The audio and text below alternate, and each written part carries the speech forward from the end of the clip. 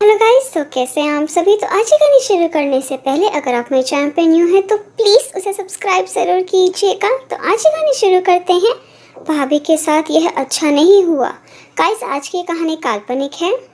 मैंने आज शादी के बाद ससुराल में पहला कदम रखा तो सामने सासू माँ और जेठानी खड़ी मुस्कुरा रही थी। मेरी और नीलेश की लव मैरिज थी, परिवार ने भी अपनी सहमति दे दी थी।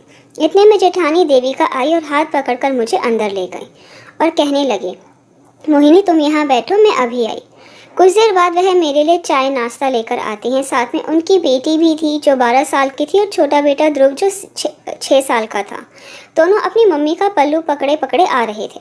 तो वह बोली, बच्चों ये तुम्हारी चाची है, नमस्ते करो। तो दोनों ने नमस्ते करा। फिर उन्होंने कुछ रस्में करवाकर मुझे नीलेश के कमरे में भेज दिया। कहा कुछ देर आराम कर लो।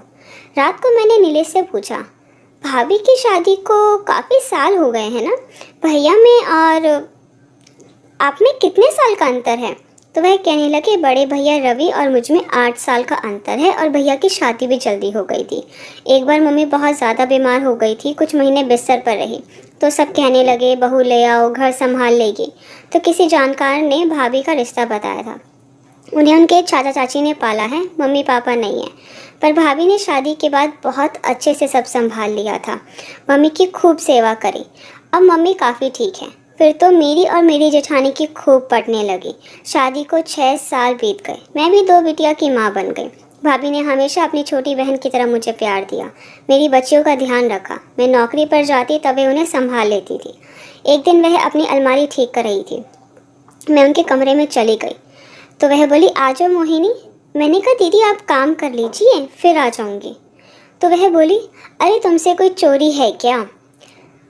उनके बेड पर एक सोने की तगड़ी रखी थी। तो मैंने पूछा, दीदी ये तगड़ी आपकी शादी की है। तो वह बोली, नहीं यह मेरी मम्मी की निशानी है। मैं तो कभी डरते हुए इसे पहनती भी नहीं कि कहीं खो ना जाए। इसे छूती हूँ तो माँ का एहसास होता है। मेरी मम्मी हर खास मौके पर इस तगड़ी को लगाती थी। ऐसे ही समय बीत रहा था। मेरी एक बेटी 5 साल की और एक 1.5 साल की हो गई। जेठानी जी की बेटी ईशी 18 साल पार कर चुकी थी और ध्रुव 12 साल का हो गया था। एक दिन ससुर जी ने कहा, अच्छी बात है, दोनों भाई और बहुओं में प्यार है, फिर भी कल को झगड़ा ना हो। उन्होंने 2 मकान थे, दोनों भाइयों को एक एक दे दिया। बोले, नौकरी तो तुम्हारी है ही, कमाओ और खाओ। एक ही गली में मकान थे, दोनों अलग अलग मकान में रहने लगे, पर प्यार कब नहीं हुआ। एक दिन सासू माँ, ससुर जी और जेठ जी किसी रिश्तेदार के यहाँ शादी में जा रहे थे और एक्सीडेंट हो गया। एक्सीडेंट में सास ससुर दोनों बच ना पाए और जेठ जी बहुत बुरी तरह घायल हो जाते हैं। भाभी बहुत पैसा खर्च करती हैं। ईशी की शादी के लिए जोड़े हुए भी सारे पैसे इलाज में लग जाते हैं, पर 2 महीने की जहोजहद के बाद भी जेठ जी को बचा नहीं पाए। दीदी एकदम टूटकर बिखर जाती है। सुहाग भी गया और बिटिया भी 20 बरस की होने वाली थी। कमाई करने वाला कोई ना था।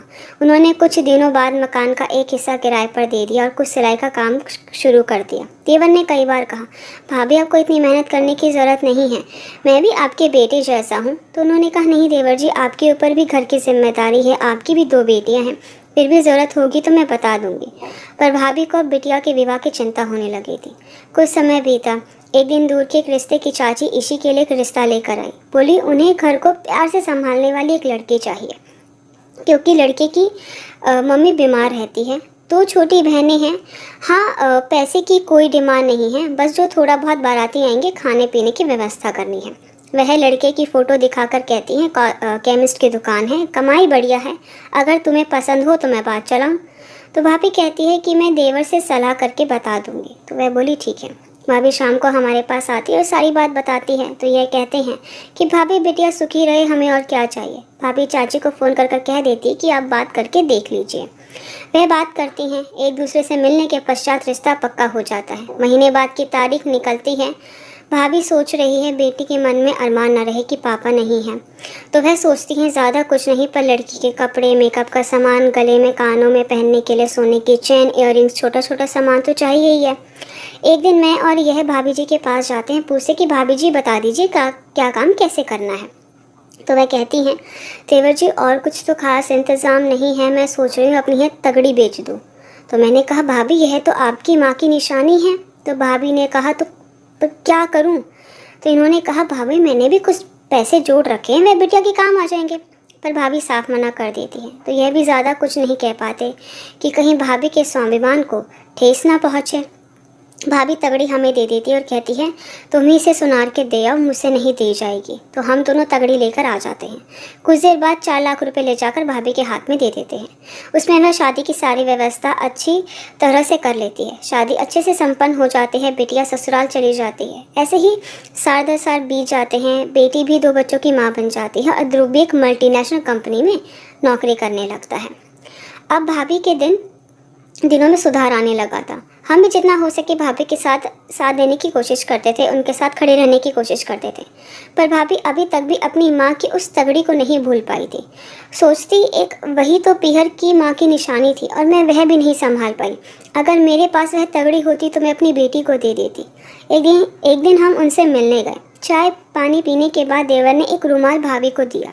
तो वह बोली, देवर जी इसमें क्या है?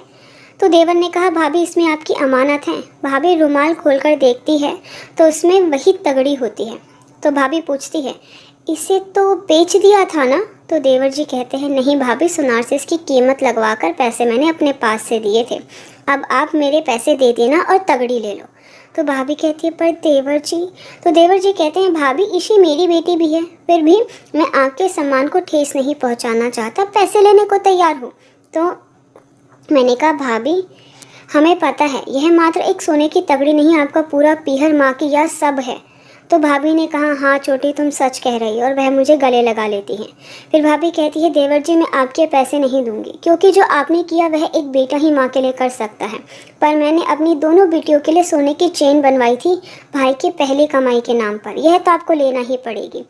तो देवर जी कहते हैं, भाभी क्यों नहीं लेंगे? बड़ा भाई अपनी बहनों के लिए कुछ लाए, इससे बढ़कर हमारे लिए क्या खुशी की बात हो सकती है। आज भाभी मन ही मन ईश्वर को धन्यवाद देती है कि उन्हें इतने अच्छे देवर देवरानी मिले।